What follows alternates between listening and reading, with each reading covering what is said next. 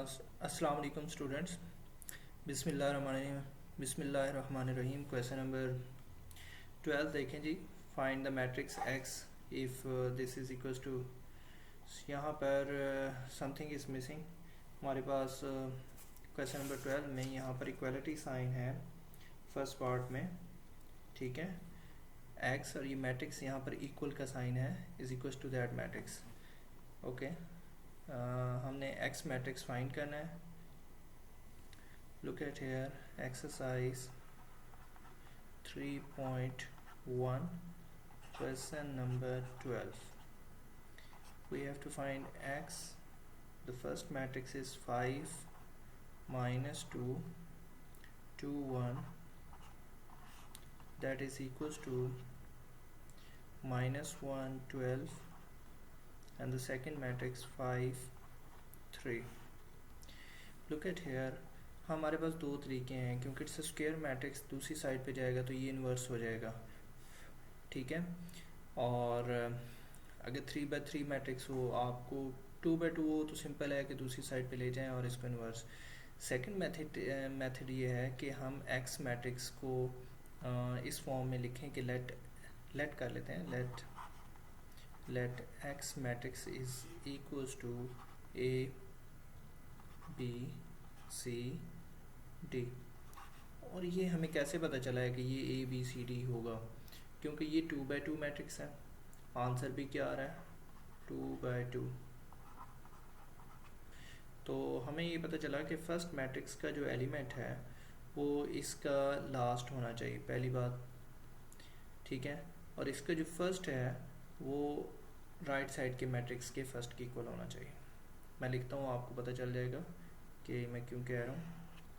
It's A B C D, that is equals to multiply 5 minus 2 2 1 equals to -1, और इसको हम raise कर देते हैं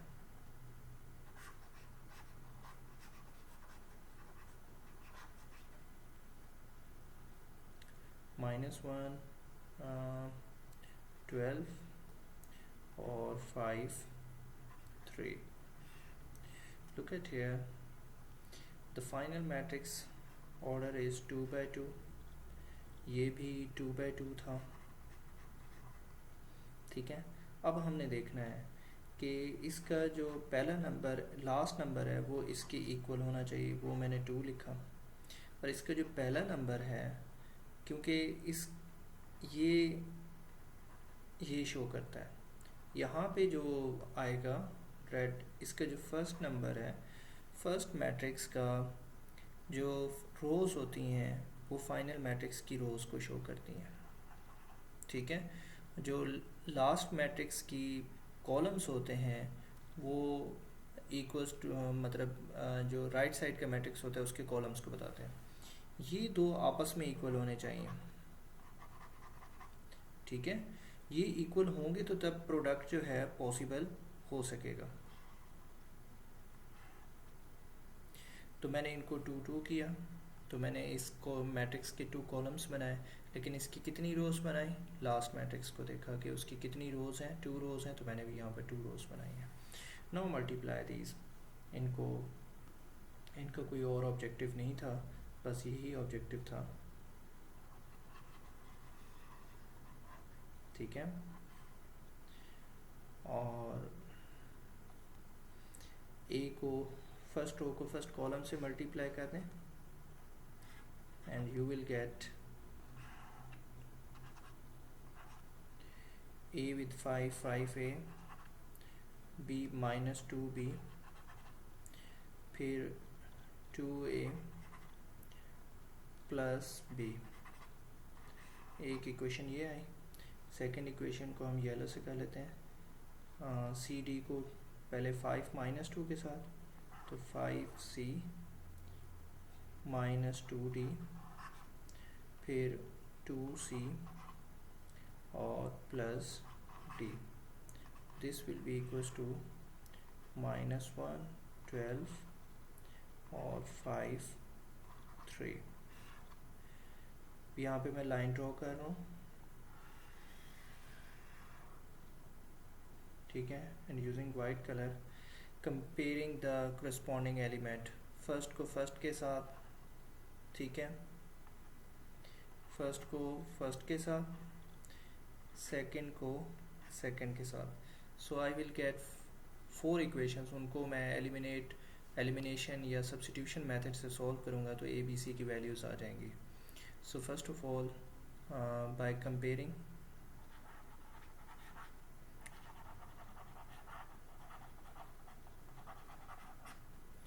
ठीक है, सो मेरे पास है 5a minus 2b is equals to -1, it's a first equation. Second equation मेरे पास है 2a plus b is equals to 5, 1 2, ठीक है। इसी तरह थर्ड इक्वेशन आएगी 5c minus 2d is equals to 12, it's a third equation. और फिर 2c plus d is equals to 3, it's a fourth equation. अब आप देखें कि अगर मैं फर्स्ट टू सेकेंड इक्वेशन के साथ 2 को मल्टीप्लाई करूं और ऐड कर दूं तो b कैंसिल हो जाएंगे, ठीक है। इक्वेशन 1 मैं एज इट इज़ लिख रहा हूँ, 5a minus 2b is equals to -1। Equation 2 के साथ मैं क्या मल्टीप्लाई कर रहा हूँ, 2 मल्टीप्लाई कर देता हूँ, it will become 4a plus 2b is equals to 10, add कर दें 9a, ये कैंसिल हो जाएंगे, इज इक्वल्स टू 9, ठीक है। 9 उधर जाके डिवाइड हो जाएगा तो a की वैल्यू क्या हो जाएगी, 9/9 1, a की वैल्यू 1 आ गई है। अब हम इन दो इक्वेशंस को सॉल्व करेंगे तो हमारे पास, अच्छा a की वैल्यू हम किसी फर्स्ट या सेकंड में पुट करेंगे तो हमारे पास b आ जाएगा, a is equals to 1, since a is equals to 1, ठीक है। इक्वेशन 1 विल बिकम जो कि हमारे पास है previous equation 5a minus 2b is equals to -1, 5a minus 2b is equals to -1। यहाँ पे a की वैल्यू पुट कर दें, 5 into 1 minus 2b is equals to -1, 5 आ जाएगा उस साइड पे, 5 into 1 5 minus 2b is equals to -1 minus 5, so 2b is equals to -6, minus minus से क्या हो जाएंगे, कैंसिल, उधर जाके डिवाइड हो जाएगा 6/2, सो b इज इक्वल्स टू 3, ये b का आंसर आ गया। इसी तरह अब हम इक्वेशन नंबर 1 जो कि हमारे पास है,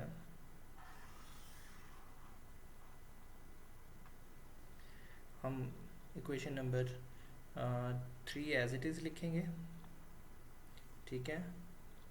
इक्वेशन नंबर 3 क्या है हमारे पास, 5c minus 2d is equals to 12, 5c minus 2d is equals to 12। लेकिन जो इक्वेशन नंबर 4 है उसके साथ मैं 2 मल्टीप्लाई करूँगा, फिर इसको मैं ऐड कर दूँगा। लेट्स सी क्या है 4 equation.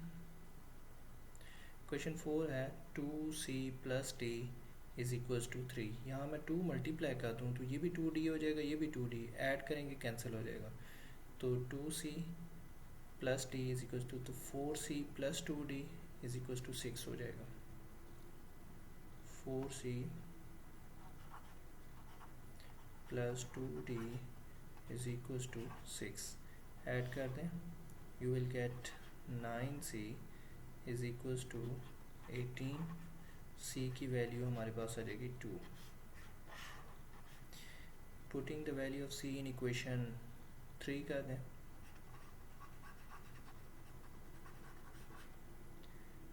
see in equation 3. So you will get, yellow color is prominent, so 5 into 2 minus 2d is equals to 12. 10 उधर जाके माइनस हो जाएगा, minus 2d is equals to 10 minus 12 minus 10, 2 minus 2d. So d answer is equals to 2 over minus 2 minus 1. So X matrix is equals to, that was A B C D था, तो अब मेरे पास X matrix किसकी equal आ गया,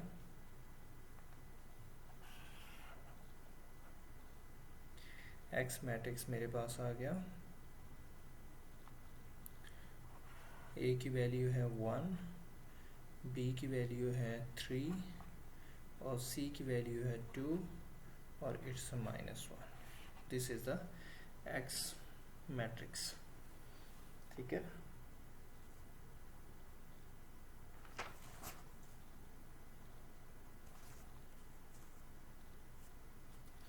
इस तरह इसका second part आप खुद करेंगे और मैं आपको नेक्स्ट क्वेश्चन का स्ट्रक्चर बना देता हूँ, वो भी आप लोग खुद घर पे करें.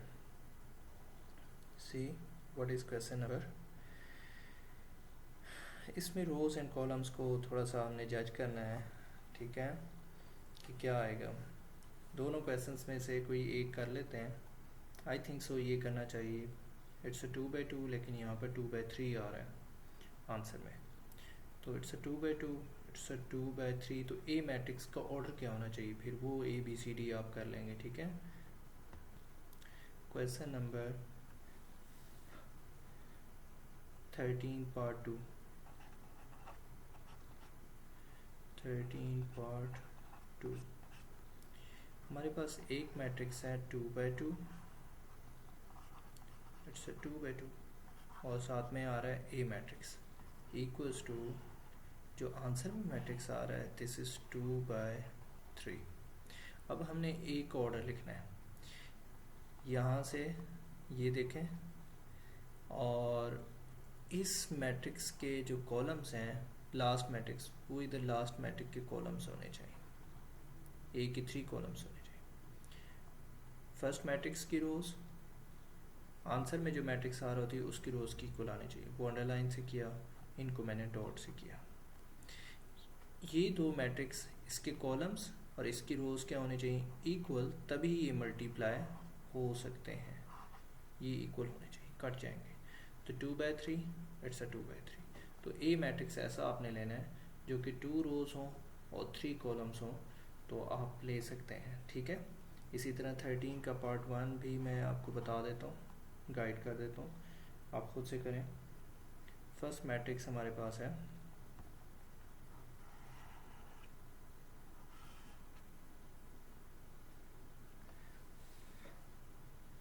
इट्स 3/2 और साथ में ए मैट्रिक्स आ रहा है इक्वल्स टू, ये भी 3/2 मैट्रिक्स है. सो अगर ये 2 है तो यहाँ भी 2 आएगा. ठीक है, और अगर यहाँ 2 है तो यहाँ भी 2 आएगा. इट्स ओके, ये कैंसिल हो गया. 3/2 तो ये भी 3/2, तो ए मैट्रिक्स जो आएगा वो 2/2 आएगा. This is the easiest one कि 2/2 है. 2 आंसर आपने लेने हैं. ठीक है, चलिए गोइंग टू क्वेश्चन नंबर 14. 3.1 का लास्ट क्वेश्चन है, important one, question number 14.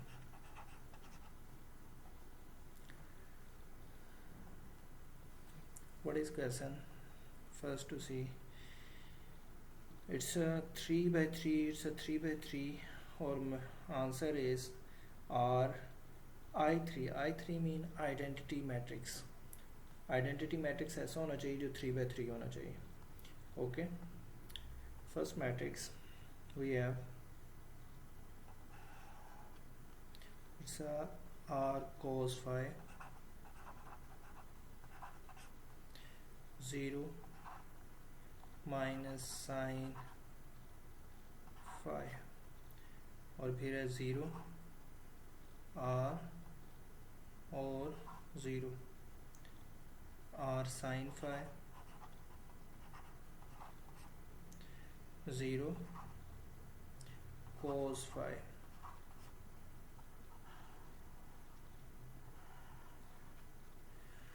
sorry like this. Second matrix cos phi is equals to 0 0 sin phi. Okay, 0 1 0. So r sin phi 0 और r cos phi is equals to ri3. चलिए, रो को column से multiply करना है, left hand side ही हम ले लेते हैं, रिपीट नहीं करते, इधर से स्टार्ट कर देते हैं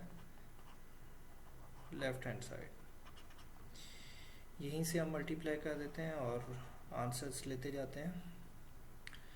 look at here r cos phi into cos phi, तो r cos स्क्वायर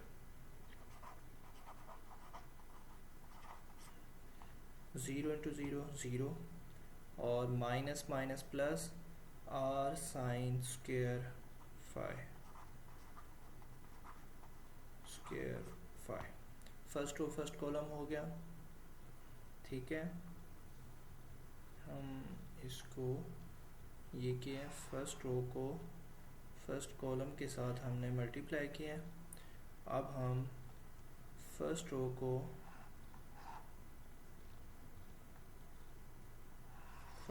को सेकंड कॉलम के साथ करेंगे, फिर इसी तरह यहाँ पे आएगा ये.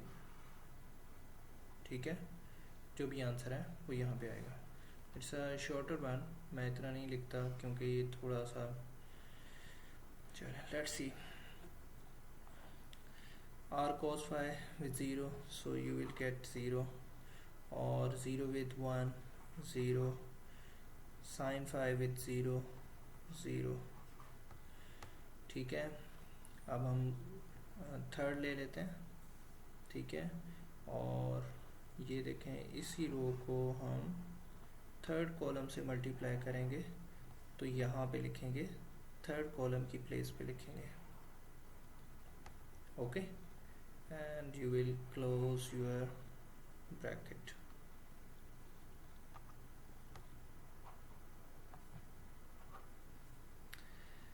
Now multiply it. देखें जी हमारे पास क्या प्रोडक्ट में आता है. r cos phi और sin phi के साथ मल्टीप्लाई होगा, सो you will gate cos phi sin phi. Okay, इसी तरह 0 को 0 से, sin phi cos phi, तो minus r sin phi cos phi, ये कट हो जाएंगे.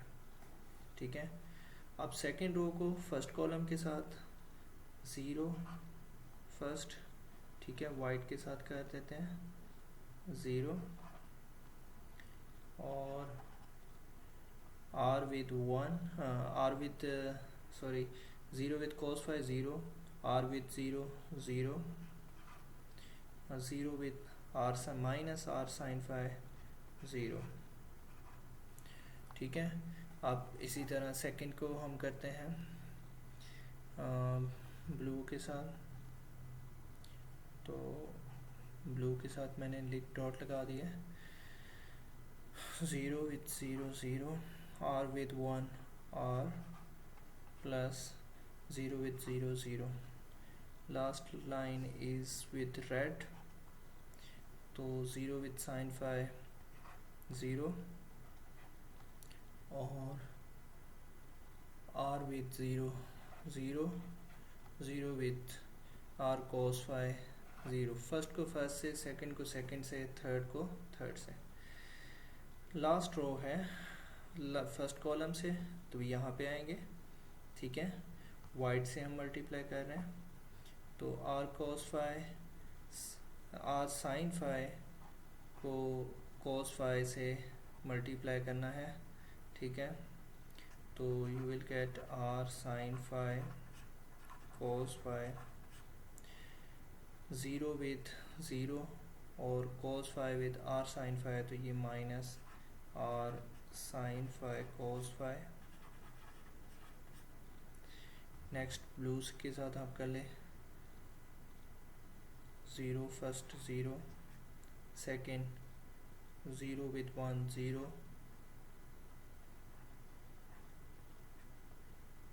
कोस फाई को ज़ीरो के साथ zero, last with red R sine phi है तो R sine square phi, zero with zero zero, cos phi with r cos phi, you will get r cos square phi. Okay, see here the final matrix. r यहाँ से common ले लें, you will get sin square phi plus cos square phi. It will become 0. यहाँ से cut किया, it will become 0.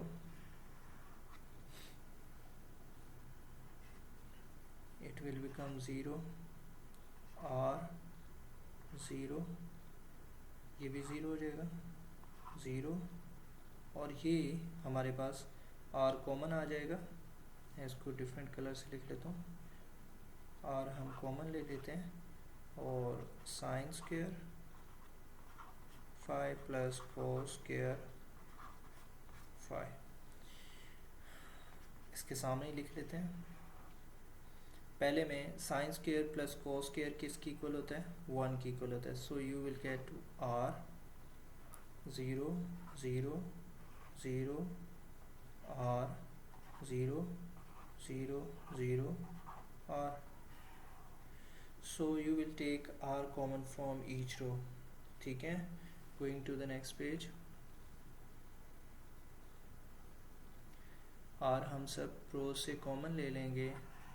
Previous उसमें मेरे पास ये था वैल्यू 0 r 0 0 0 r। हर एक रो से हम पूरे मैट्रिक्स से r कॉमन ले लेते हैं। सो you will gate 1 0 0 0 1 0 0 0 1.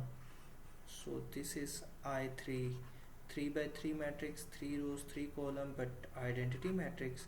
So I will write just 3 या 3 by 3, ठीक है, which is equals to right left hand side, right hand side, left से हमने स्टार्ट किया। Okay, thank you. ये 3.1 एक्सरसाइज अब आपकी कंप्लीट हो गई है, और इसका अब आपको टेस्ट देना चाहिए।